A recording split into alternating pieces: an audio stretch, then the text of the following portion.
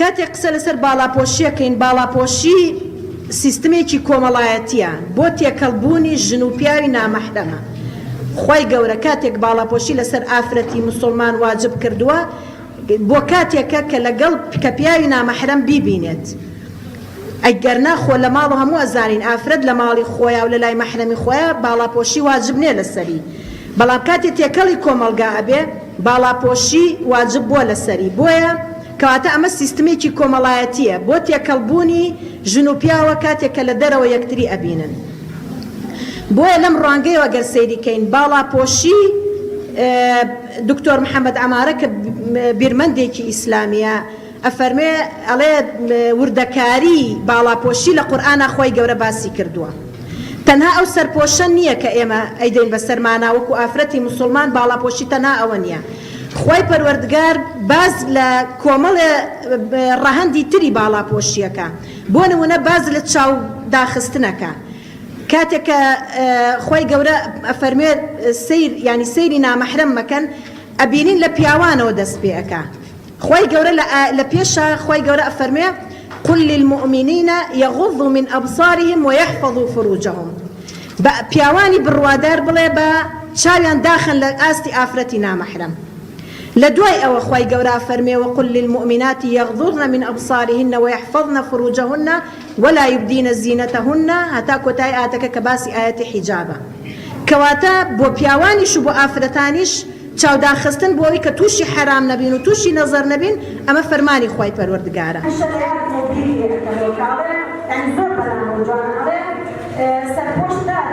باڵاپۆشی بەشێکی زۆری شەرم و شکۆ و حەیایە یعنی بەڕاستی خوشکانی بەڕێز ئەوانەی کە باڵاپۆشن هەست بەم لایەنەی باڵاپۆشی ئەکەنکەوە بەهۆی باڵاپۆشیەوە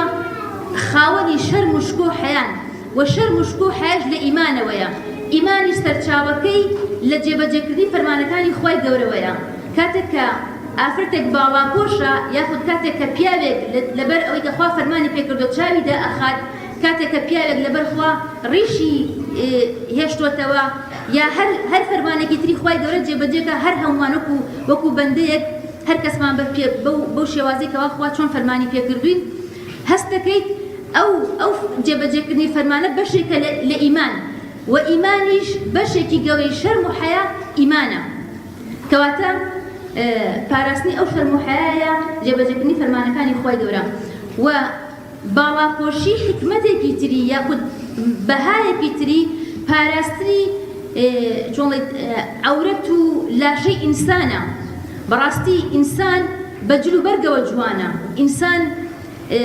یعنی ئەو کەسانێکەوە نیمچە باڵاپۆشن یاخود زۆر ڕوتن یعنی خۆیشان هەست بەوە ئەکەنکەوە ناشرینن بۆیە وەکو خوشکی ئازیزم ئاماژەی پێیە پەنا ئەبەن بۆ ئەوەی کە بە چ شێوازێک خۆیان جوان بکەن خۆیان بڕازێننەوە چەندین تەجویلەکەن چەندین جلوبەرگی جۆرا و جۆر یعنی ئەنواع دەستکاری خۆیانەکەن ئێشتا هەر خۆیان لا ناشرینە دەسەڵاتی ئەوان گەورەتر دەبێت جا ئینشاڵڵا دەبێ ئێمە وەڵامی خوا بدەینەوە سوبحانە وتەعالا من نزیک بە 25 ساڵە کار لەگەڵ گەنج و قوتابی و کوڕ و کز دەکەم خوا شایەدە لە درێژایی ئەو 25 ساڵە زۆرترین ئیشم لەگەڵ گەنج و لاوی مسلمان بووە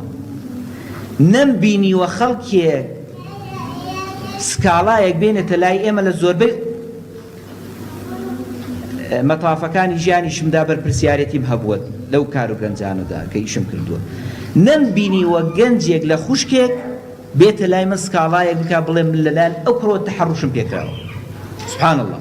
یعنی ئەمە شتێکی کەم نییە خوشکانی بەڕێز برایانی بەڕێزم لە درێژایی 25 ساڵی لاویەتی خۆمدا ڕۆژێک نەمبینی بێ کچێک بڵێ من تەحەڕوشم پێکراوە ئەی ئەمە خۆمە قەومێکی میثالی نین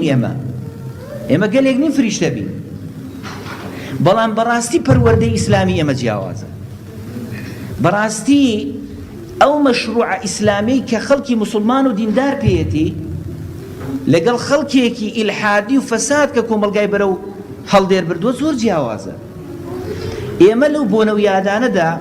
چونکە بەڕاستی وەکو مامۆستا فەرمووی هەمومان دەزانین حیجاب بۆ خوشکانی ئیماندار فەرزە يا أيها النبي قل لأزواجك وبناتك ونساء المؤمنين يدنين عليهن من جلابيبهن. باشە لەوانەیە زۆر کەس دەڵێ زۆری لەسەر نهاتووە، دەی بەڵێ زۆری لەسەر نهاتووە، بەڵام ئافرەت هەموو ڕوکن و عیبادەتەکانی پێیوەستە بە حیجابەوە، لای بە هیچی قوبوڵ نابێ، هیچی وەرناگیرێ.